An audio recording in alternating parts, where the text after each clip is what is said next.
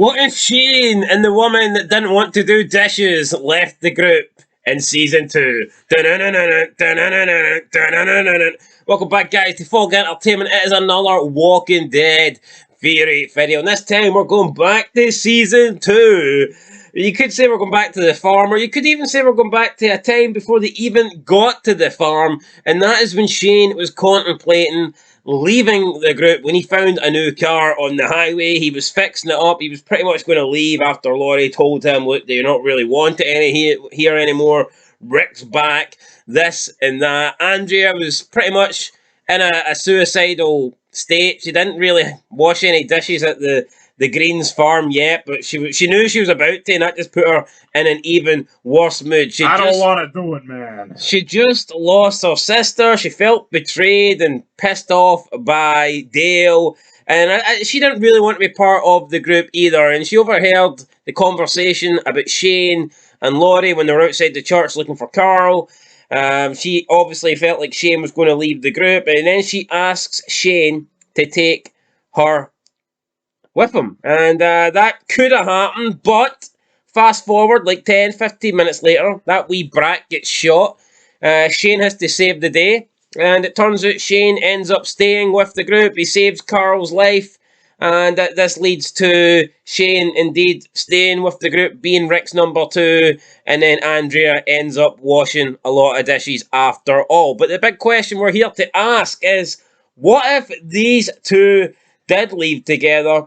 And we can see now at the end of The Walking Dead, even before The Walking Dead ended, we had spin-off shows. You'd Fear the Walking Dead, you'd The Walking Dead World Beyond. You had that brand new series where they had like 6 different episodes dedicated to 6 different characters that I didn't like. And now when The Walking Dead franchise is finished, they're doing their own spin-offs with the surviving main characters. Well, what if they decided to do a spin-off back as early as season 2, and they decided to do that spin-off with Shane and Andrea? There you go. You can't say that I'm no good with my words or I don't carry shit. So now we'll take it over to the invisible guy in this video, and he can tell you exactly what he thinks of Shane and Andrea. Well, I'll tell you what, if they left in episode 1, Carl would be dead, we'd all be cheering, Rick would be greeting, and I feel like it would have left a massive hole in the Rick Grimes family. It would have left a massive hole in the Green's fridge as well, because Otis wouldn't have died. And he'd have been alive to roam free and basically eat everything on the farm. Well, put it this way, right? I think the group would have completely fell apart if these two left, because Shane wouldn't have been there. You could argue Rick wouldn't have had the whole Shane feud, but Carl would be dead. If Rick had to stay and give blood, he couldn't have went out and got the stuff with Otis. Who would have went with Otis then? Exactly. Would Laurie have went? Would Laurie have stepped up to the task? Would the plates have been put down? Would the fairy liquid have been put down? Would the shotgun have been picked up? Nah, it wouldn't have been picked up. Carl would have died, 6 seasons early? Or 7 seasons early? Whenever Carl dies in The Walking Dead later down the line. So Carl would be dead.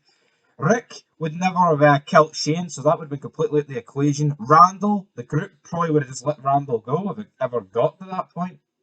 If it ever got to that point, but then again, you could argue it would never happen because Shane would never open the barn and Herschel would have never pissed off to get drunk in town. So, I mean, if Shane leaves at the end of episode 1, there's a lot of stuff that doesn't happen. And then you've got to factor in that Andrea makes it into season 3, her relationship with Michonne and the governor.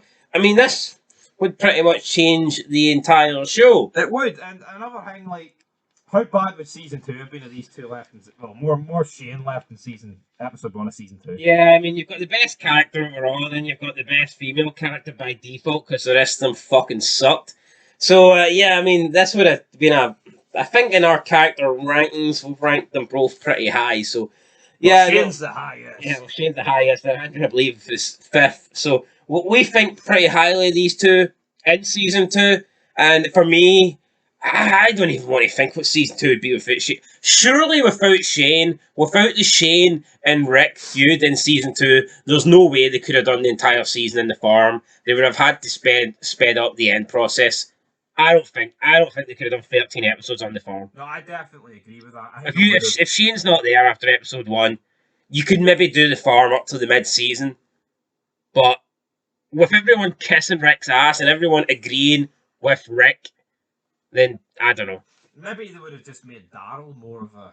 Maybe, yeah, maybe Daryl would have, Could have been better in the long run. who knows? And again, if Shane did leave and Rick's focus is on Carl and no one's there to save Carl, does the search for Sophia just get completely abandoned as well? Not that that would really... Would Sophia ever get found? Would Daryl looked for a doll or would he looked for fucking medical supplies for Sophia, Carl? Exactly.